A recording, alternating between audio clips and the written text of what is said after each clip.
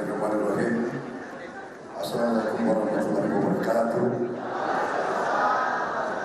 Salam sejahtera kita sekalian. Saudara-saudara sekalian yang saya hormati dan yang saya banggakan, sebagai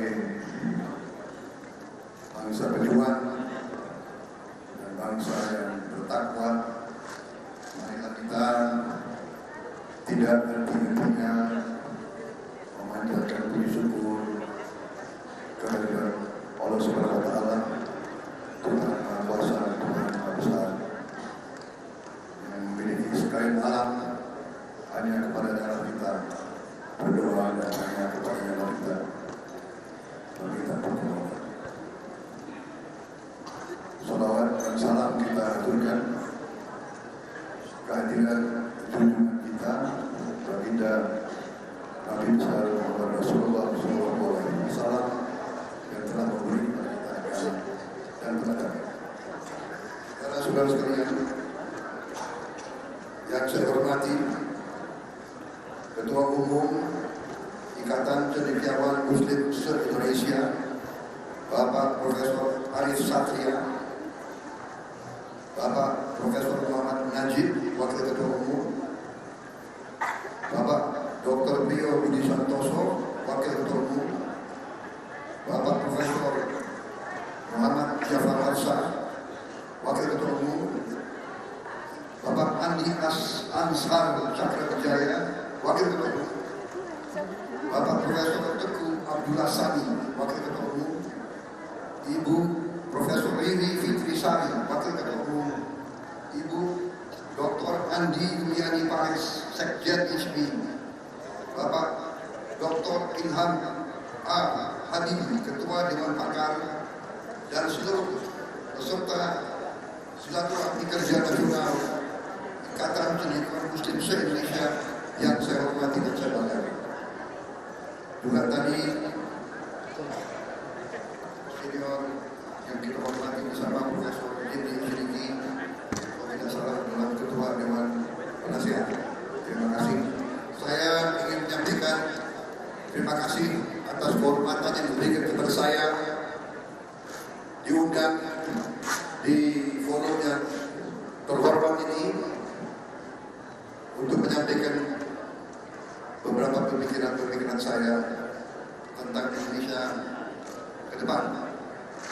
Saya merasa punya suatu hubungan emosional yang khas dengan HMI karena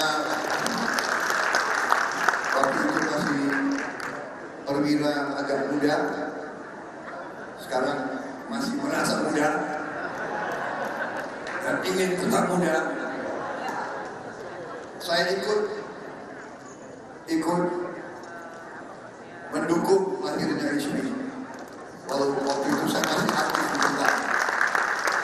Waktu itu kita masih aktif di tentara, dan waktu itu Tentara Nasional Indonesia masih memiliki apa yang disebut peran dui fungsi.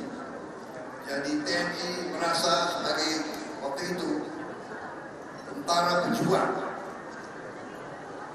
tentara nasional dan tentara rakyat, bagian yang tidak bisa dipisahkan dari rakyat. Jadi apa yang dirasakan oleh rakyat dirasakan oleh TNI, karena TNI adalah anak kandung dari rakyat itu sendiri. Karena itu waktu itu banyak yang tidak setuju dengan lahirnya HMI. HMI dituduh sektarian, HMI dicurigai tidak Pancasilais dan sebagainya. Tetapi saya kira waktu itu alhamdulillah akhirnya HMI terbentuk dan HMI cukup berperan dalam kehidupan bangsa dan negara.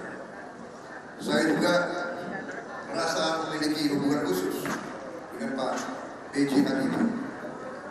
Waktu itu kami generasi muda pada saat itu mengagumi Pak B.J. Habibie karena Pak B.J. Habibie adalah putra Indonesia yang belajar di luar negeri, ingin dan berhasil untuk belajar menyerap dan menguasai teknologi tinggi. Dan kami waktu itu sebagai pejuang, sebagai patriot, sebagai yang cinta tanah air, kami yakin hanya dengan teknologi kita bisa sesungguhnya merdeka. Hanya dengan teknologi, hanya dengan sains kita bisa membangun suatu bangsa yang kuat, bangsa yang merdeka sesungguhnya. Itu keyakinan kami, dan karena itulah kami waktu itu mengagumi dan mendukung Pak B.J. Habibie. Bukan sebagai kultus individu. Dan memang ternyata demikian. Sejarah membuktikan bahwa pada saat itu Pak B.J. Habibie berhasil membuktikan bahwa bangsa Indonesia bisa bikin pesawat terbang, bangsa Indonesia bisa membuat hasil-hasil engineering yang rumit dan canggih, dan itu adalah sebetulnya wujud dari perjuangan negara ingin merdeka.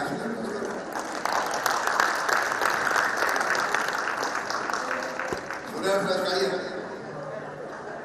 saya mengatakan di sini, mungkin pangkat saya waktu itu dan kolonel, pada hari pesawat kita pertama CN-235, kalau tidak salah namanya waktu itu diberi nama oleh Pak Harto, Tetuko. Pada hari Tetuko terbang, air mata saya keluar.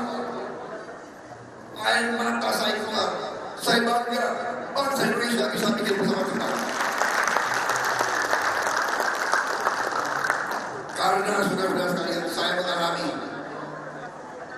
saya kira Pak Ilham juga mengalami, kita mengalami sekolah di tengah bangsa lain, di mana hampir tiap hari kita dibully, tiap hari kita dihina, dibilang bahwa kita tidak bisa bikin apa-apa, bahwa kita bikin peneliti saja tidak bisa, bahwa kita masih tinggal di pohon, bahwa rakyat kita telanjang. Jadi saudara, kemerdekaan sesungguhnya adalah kemampuan bangsa itu untuk berdiri di atas kaki kita sendiri, untuk memberi kehidupan, penghidupan, dan kualitas hidup bagi rakyat kita. Saya kira perjuangan itu tidak berhenti. Saudara-saudara, saya dikasih dengan 20 menit, jadi saya tuh ingin agak protes. Kita bicara bangsa hanya dikasih 20 menit, tapi tidak ada masalah. Kita harus disiplin, kita patuh. Jadi cara saya adalah saya membagi buku saya kepada saudara-saudara. Tidak pernah dibaca. Jadi buku itu bisa mengikuti alur pikir saya. Dan buku yang terakhir baru selesai kurang lebih 5 hari yang lalu. Jadi forum ini adalah forum salah satu yang pertama menerima buku itu.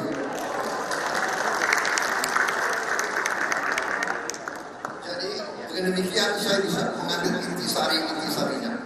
Ada beberapa intisari yang ingin saya sampaikan.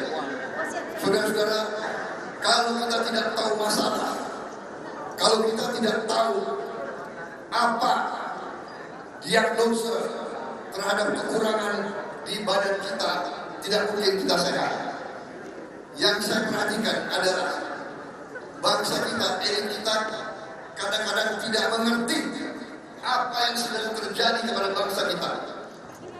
Kita juga kadang-kadang tidak mengerti sejarah kita sendiri. Saudara-saudara, inti masalah yang saya lihat, the real problem of Indonesia adalah bahwa selama ratusan tahun kekayaan Indonesia mengalir keluar dari Indonesia dan tidak tinggal di Indonesia. Ini masalahnya. Dulu akibat penjajahan. Tapi begitu kita solo merdeka secara fisik, kita punya republik, kita punya MPR, DPR, kita punya partai politik, katanya kita punya demokrasi, ya. Tapi fenomena ini tidak berhenti. Yang saya sebut net outflow of national wealth, mengalir keluarnya kekayaan nasional. Dan kalau ditanya bagaimana terjadi, nah inilah karena para elit kita menurut saya mungkin lengah atau saya sendiri tidak mengerti. Masalahnya kadang-kadang sangat sederhana. Kadang-kadang kita tidak setia kepada ajaran-ajaran kita sendiri. Kita tidak setia kepada undang-undang dasar kita sendiri. Saudara-saudara sekalian, kalau kita ingin bicara tentang kemerdekaan suatu bangsa, tidak bisa kita bicara setengah-setengah, sektor per sektor, parsial per parsial. Kita harus bicara secara spektrum, secara komprehensif, secara holistik. Kita harus bicara ideologi, politik, ekonomi, sosial, budaya. Kita tidak bisa hanya bicara hukum kurang. Kenapa hukum kurang? Karena gaji hakim kurang. Bagaimana gaji hakim kurang? Karena dana kurang. Kenapa dana kurang? Karena mengalir kekayaan nasional ke luar negeri. Uang kita lebih banyak di luar negeri daripada di Indonesia. Kenapa ini terjadi? Karena sistem kita tinggalkan ajaran kita sendiri. Saudara-saudara sekalian, Undang-Undang Dasar 45 Pasal 33 sangat sederhana, sangat eksplisit, tidak perlu diterjemahkan. Perekonomian disusun sebagai usaha bersama berdasar atas azas kekeluargaan. Tidak ada di situ azas kapitalisme neoliberal, tidak ada. Tidak ada azas konglomerasi, tidak ada azas itu. Tapi tidak pernah dibahas. Pasal 33 ayat 2, cabang-cabang produksi yang penting bagi negara dan yang menguasai hajat hidup orang banyak dikuasai oleh negara. Ayat 3, bumi dan air dan kekayaan alam yang terkandung di dalamnya dikuasai oleh negara dan dipergunakan untuk sebesar-besar kemakmuran rakyat. Saudara-saudara sekalian, ini adalah pengaman. Ini pasal kunci. Ini pasal pengaman.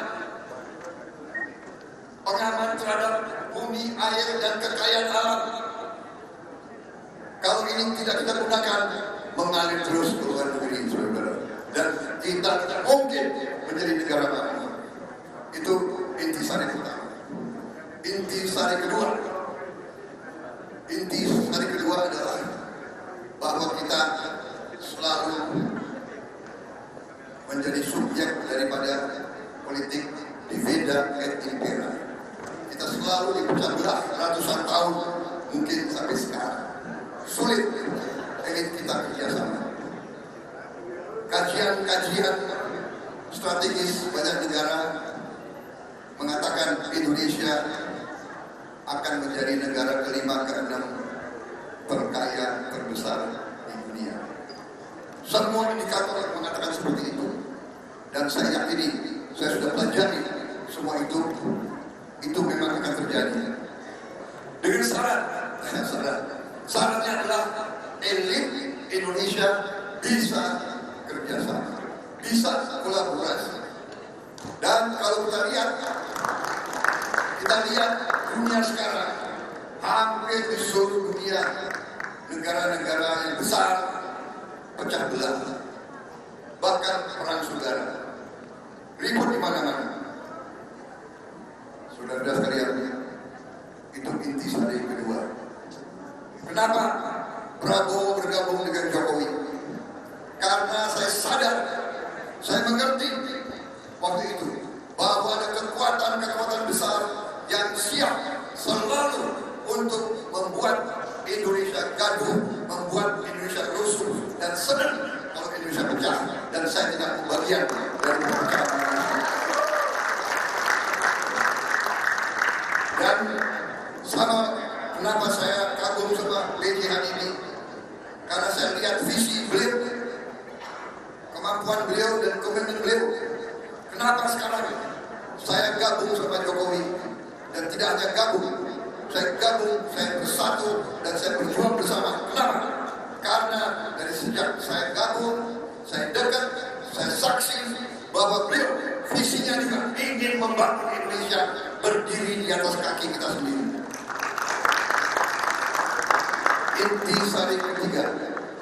Intisari ketiga adalah kita harus berani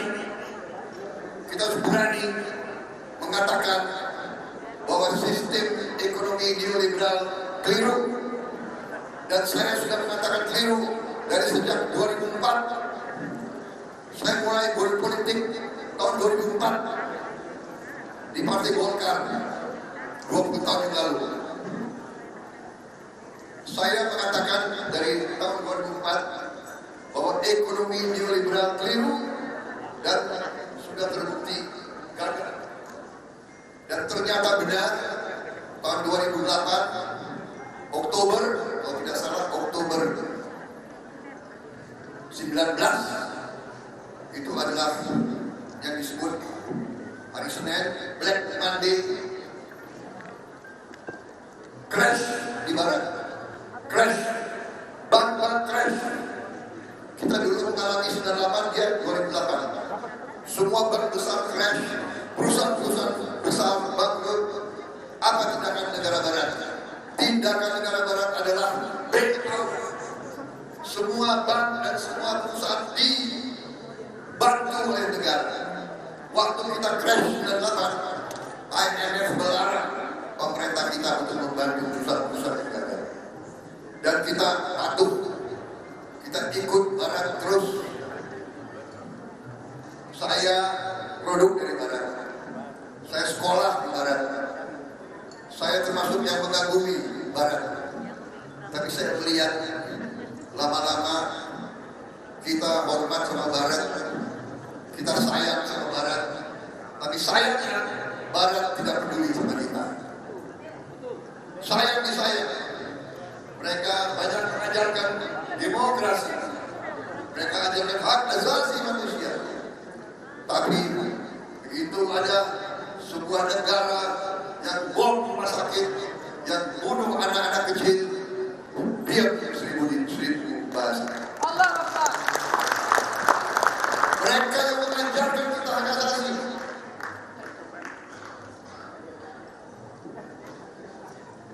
Jadi ternyata saudara-saudara, apa yang diajarkan seringkali bukan itu yang diyakini.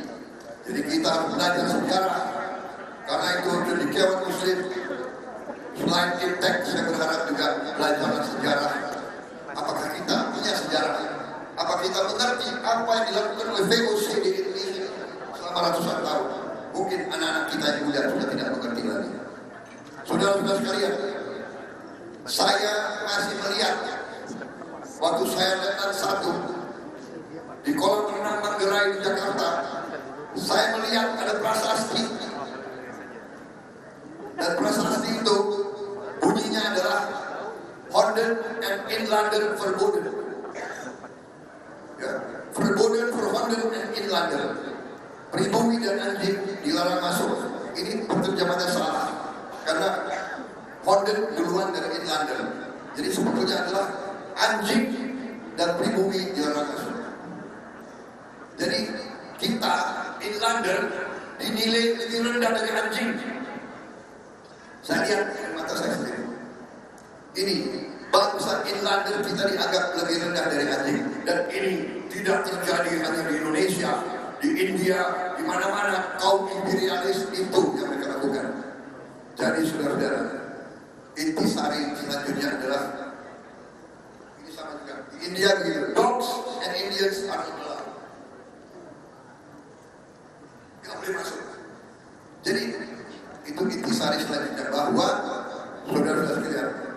ternyata ada ilmu bernegara. Ilmu bernegara. Dan ilmu ini kadang-kadang saya melihat elit Indonesia kurang mau pelajari. Ilmu bernegara itu di banyak sekolah universitas itu disebut adalah national power. National power. Kekuatan nasional. Kekuatan nasional terdiri berapa elemen. Dan kita punya semua itu. Geografi negara sangat luas sebesar Eropa. Demografi keempat terbesar di dunia. Sumber daya alam ke-8 terkaya sumber alam di dunia. Ekonomi kita akan menjadi ke-6, ke-7 di dunia dalam waktu dekat. Politik, nah ini bisa nggak kita kerjasama? Militer, apa kita punya militer yang kuat atau tidak? Psikologi, jiwa kita bagaimana? Karakter kita bagaimana? Kehendak kita bagaimana? Apa kita puas dengan budaya korupsi? Apa kita biarkan tipu menipu, berkhianat, ya kan? Pagi tempe, sore tahu, malam gaduh-gaduh. Tidak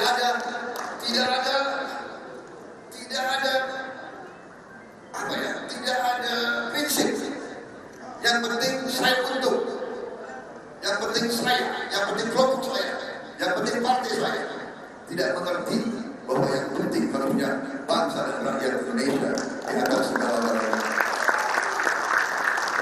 Selanjutnya, intisari selanjutnya adalah suatu adagium yang diajarkan di salah satu peradaban kerajaan yang sangat sukses di dunia ini. Hanya ada 9 atau 10 peradaban kekaisaran yang hidupnya lebih dari 300 tahun. Kalau tidak salah hanya 11. Tiongkok, India, Persia, ya kan? Rusia, Maya Inka, Inggris, Jerman, peradaban Islam cukup panjang, lebih dari 1000 tahun. Dan ujungnya adalah Ottoman.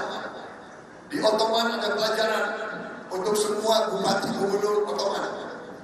Saya dapatkan di salah satu buku tentang kerajaan Ottoman, ya, yang hidupnya dari 1299 sampai 1923. Teorinya hanya sederhana. Tidak ada negara tanpa tentara yang kuat. Sekarang kita lihat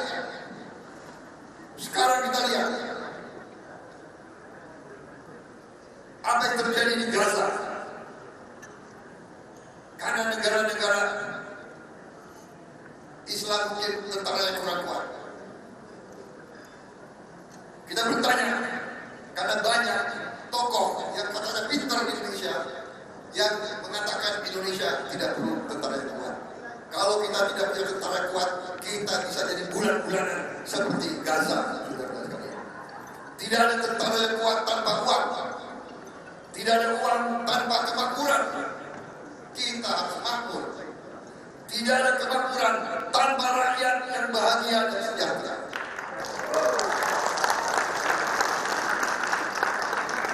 Kalau rakyat tidak bahagia dan sejahtera, rakyat tidak membayar pajak. Tidak ada rakyat yang bahagia dan sejahtera tanpa pemerintah yang bersih dan adil. Artinya, kalau kita mau negara kita kuat, bertahan dan berhasil, negara kita harus adil. Karena tidak ada negara tanpa keadilan yang bisa bertahan. Saudara-saudara, ini bukan pelajaran yang Prabowo Subianto. Ini adalah yang sudah dilaksanakan suatu keberhasilan The Ottoman Empire ratusan tahun. Kemudian yang terakhir intisari, bahwa kita sekarang berada di titik persimpangan landasan-landasan yang kuat sudah dibangun oleh beberapa presiden berturut-turut. Harus diakui, semua presiden berjasa. Tidak bisa kita katakan satu yang baik, yang lain jelek, tidak ada. Kita akui peran Bung Karno. Kita harus akui peran Pak Harto. Kita akui peran semua presiden.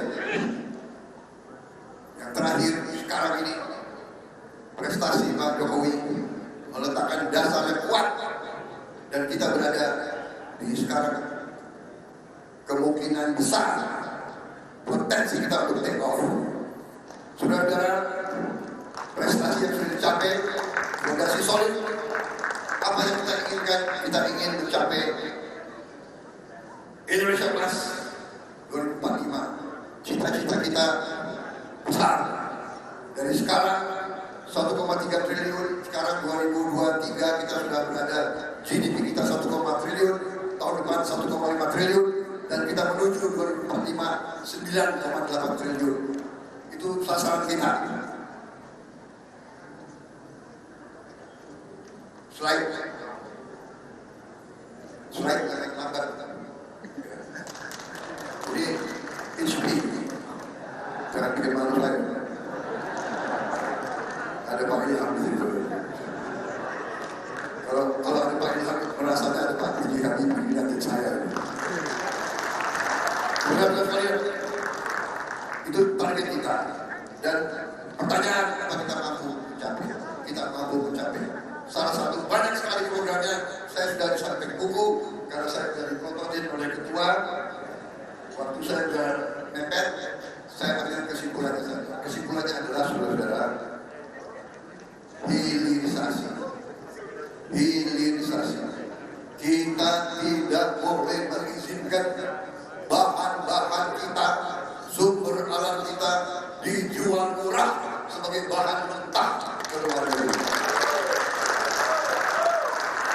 Saudara-saudara, mengerti atau tidak? Begitu pemerintah mengatakan mau menghentikan ekspor nikel sebagai bahan mentah karena harus dibangun smelter di Indonesia, Eropa berat diprotes, dan kita katanya mau diadu ke sini, mau diadu ke sana. Padahal mereka memboikot kelapa sawit kita. Selama puluhan tahun mereka jual Mercedes, mereka jual mobil, motor, semua dia jual ke Indonesia. Tapi kita menjual kelapa sawit dipersulit, nggak boleh. Sekarang mereka mempersulit coklat, teh, kopi dengan alasan kita merusak hutan. Padahal mereka yang datang ke Nusantara, mereka paksakan kita tanam kopi, tanam coklat, tanam teh. Mereka yang bakar hutan kita, dan sekarang mereka nuduh kita merusak hutan. Saudara sekalian, aneh bin ajaib. Kita ini terlalu kagum sama orang asing. Istilahnya adalah minder warga hate complex, rasa rendah diri.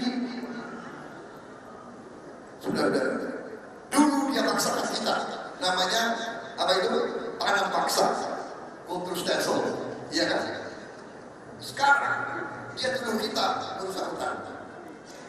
Saudara-saudara sekalian, kita terlalu baik sebagai negara, bangsa kita baik sekali, karena sifat bangsa kita ramah.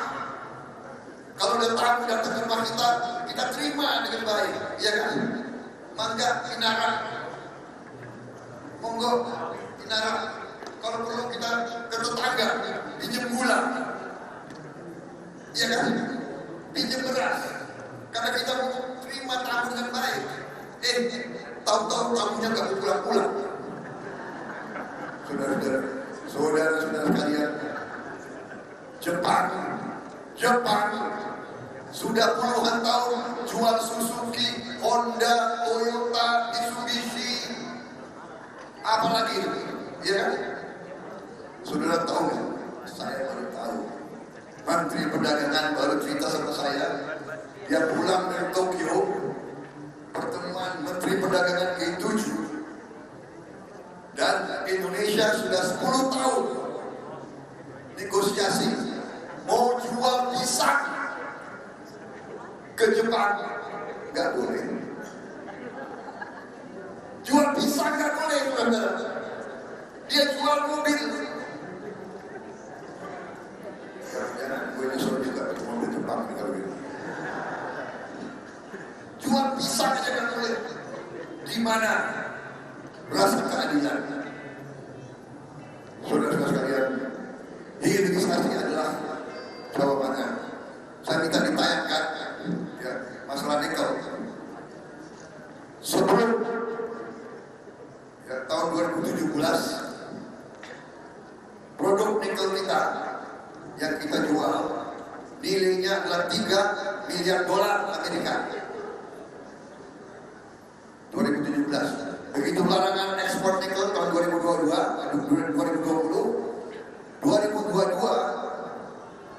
penerimaan kita dari nikel dan turunannya adalah 33,8 miliar. 10 kali lipat hanya dalam 2 tahun.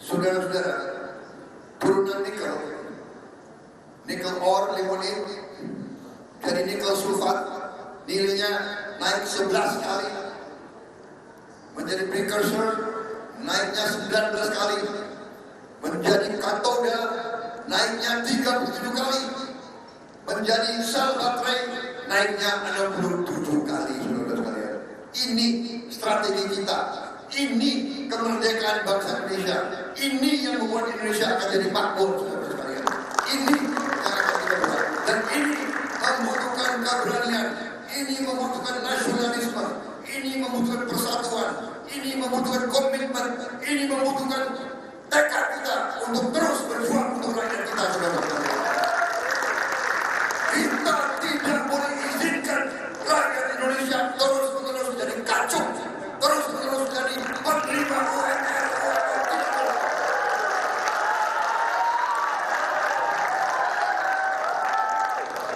Saudara-saudara sekalian, selain nikel, kita sudah identifikasi 21 komoditas prioritas hilirisasi. Batu bara, nikel, timah, tembaga, boksit, besi baja, emas, perak, aspal beton, minyak bumi, gas bumi, sawit, kelapa, karet, biofuel, kayu, getah pinus, udang, perikanan, rajungan, rumput laut, garam. 21 komoditas ini kita sudah bikin petanya, kita sudah bikin apa yang disebut pohonnya, pohon industri. Contoh, tembaga. Dengan hilirisasi inilah peta yang dibuat. Kita akan punya industri piping, industri elektrikal, industri elektronika, arsitektur, otomotif, industri koin, biomedical, appliance, dan nilainya akan puluhan kali. Lanjut nikel, ini pon industrinya. Lanjut, ini boksit, aircraft, timah, dan sebagainya. Dan 21 komunitas sudah ada di kita. Kita tinggal menggabung. Saudara-saudara sekalian, sudah seperti ini. Baik, kita patuh setia, dan saya sudah tinggalkan buku, dan saya siap kalau mau ada diskusi lagi lebih rinci. Saya balik, saya yang undang isu.